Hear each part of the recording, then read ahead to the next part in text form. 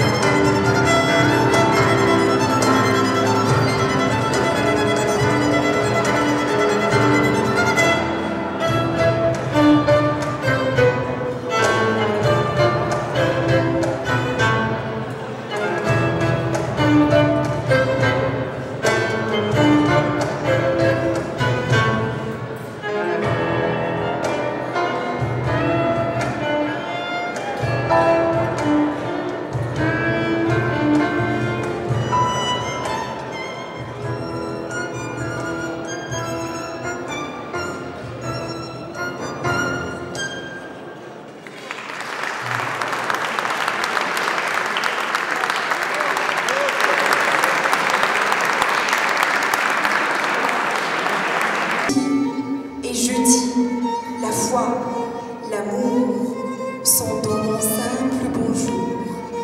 Il est offert généreusement chaque matin sur mes chemins.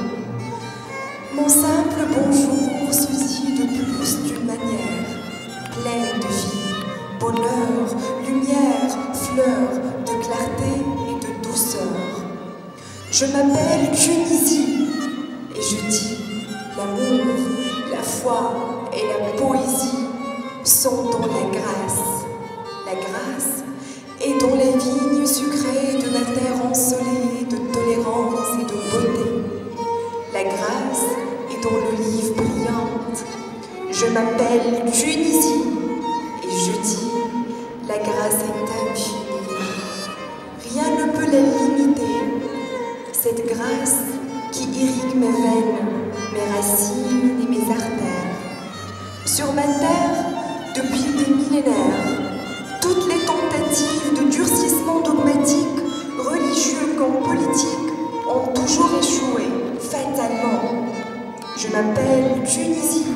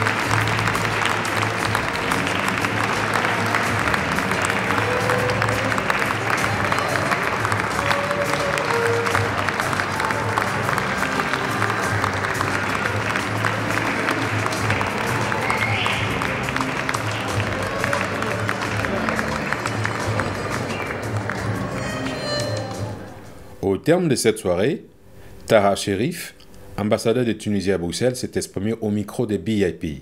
C'est une soirée d'amitié entre la Tunisie et la Belgique. On remercie le bourgmestre de Bruxelles pour avoir pensé à la Tunisie, pour être hôte d'honneur de cette fin d'année, de cette fête. Et on a voulu donner une image, une des facettes de la Tunisie ce soir, grâce à la musique, grâce aux femmes, à la femme tunisienne. Malheureusement, on a eu un coup très dur ces derniers jours, après le Bardo, après Sousse. Bon, il faut être debout, il faut toujours être là et dire non au terrorisme, non à la peur. Et c'est une invitation un peu à nos amis européens pour aller en Tunisie toujours et encore et ne pas boycotter la Tunisie. Parce qu'il faut peut-être dire non au terrorisme, et pour dire non au terrorisme, il faut aller en Tunisie, encore et toujours. Il faut encourager le tourisme en Tunisie. On a besoin de nos amis et c'est à ces moments-là qu'on connaît nos amis. Voilà. Mais concrètement, qu'est-ce qui est mis en place justement pour sécuriser les lieux touristiques, sécuriser la population tunisienne et sécuriser toute cette arrivée de personnes qui viennent visiter votre pays? Vous savez, les lieux touristiques, moi j'ai été cet été en Tunisie, les lieux touristiques sont sécurisés depuis Sousse. Il y a partout la police, donc les touristes ne craignent rien. Et malheureusement, avec les loups solitaires, qu'est-ce qu'on peut faire? Hier, ils ont visé l'élite de la sécurité tunisienne, c'est-à-dire la garde présidentielle. Quelqu'un qui s'est jeté dans le bus et il a explosé une ceinture. À Sousse, c'était quelqu'un qui marchait, il ne courait même pas. C'était un jeune désespéré qui a terminé ses études et après il n'a plus d'espoir. C'est ça. Donc il faut créer de l'espoir pour cette jeunesse qui est un peu marginalisée, qui est un peu radicalisée. Il faut créer les conditions pour permettre à cette jeunesse d'avoir un horizon beaucoup plus clair. Et c'est ça l'une des causes de ce phénomène qui est étranger à la Tunisie. Bon, c'est pas seulement la pauvreté ni le chômage, mais c'est également les chaînes satellitaires, c'est les discours un peu radicaux. Vous savez, quelqu'un en désespoir, il est facilement influençable. Et les chaînes satellitaires et les prêches et tout ça, c'est ça. Donc il faut lutter surtout, c'est la culture, hein, c'est l'arme pour lutter contre ces phénomènes. C'est l'éducation, c'est la culture, c'est l'ouverture d'esprit, mais surtout, c'est les conditions économiques et sociales pour permettre à cette jeunesse d'espérer, d'avoir un bel horizon au lieu d'avoir le... Concrètement, le prix Nobel que la Tunisie vient de recevoir, le prix Nobel de la paix, de quelle manière ça va se matérialiser? Quel impact ça aura sur la société tunisienne, très concrètement? C'est un beau signal pour la Tunisie, on avait besoin de ça. Et vraiment, justice est faite, quoi. C'est un symbole, c'est le symbole de la liberté, c'est le symbole du dialogue, c'est le symbole des gens assis autour d'une table pour trouver des solutions, c'est le consensus, c'est un effort qui a duré quand même 2 ans hein, pour pouvoir arriver à ce résultat, à cette démocratie naissante. Et c'est ça, c'est un cadeau pour la Tunisie. Mais c'est justice, quoi. On méritait ça et ce quartet méritait ce prix parce qu'ils ont fait beaucoup d'efforts pour permettre à des partis de différents horizons de s'asseoir autour d'une table et de trouver une solution. Mais est-ce que vous pensez que ça sera un moteur pour encourager encore plus toute la société, tout l'échiquier politique tunisien? C'est un message surtout pour le monde arabe. Surtout pour le monde arabe. Parce qu'on voit qu'est-ce qui se passe en Syrie, au Yémen et dans d'autres pays, en Libye par exemple. Et la seule expérience qui a abouti, c'est l'expérience tunisienne. C'est grâce un peu à l'intelligence des Tunisiennes et des Tunisiens. C'est grâce à à ce consensus, à cet amour de la paix. La Tunisie a toujours été en paix.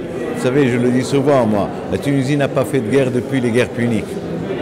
Donc on a cette tradition de réforme, on a cette tradition, cette culture un peu d'apaiser les choses et de discuter ensemble et trouver des solutions. Et on va trouver des solutions, même contre le terrorisme. Cette soirée aura marqué les esprits par la richesse que regorge la Tunisie dans les domaines de l'art et de la culture, mais surtout un pays qui s'est révélé aux yeux du monde comme un exemple de démocratie pluraliste où cohabitent islamistes et laïcs modérés.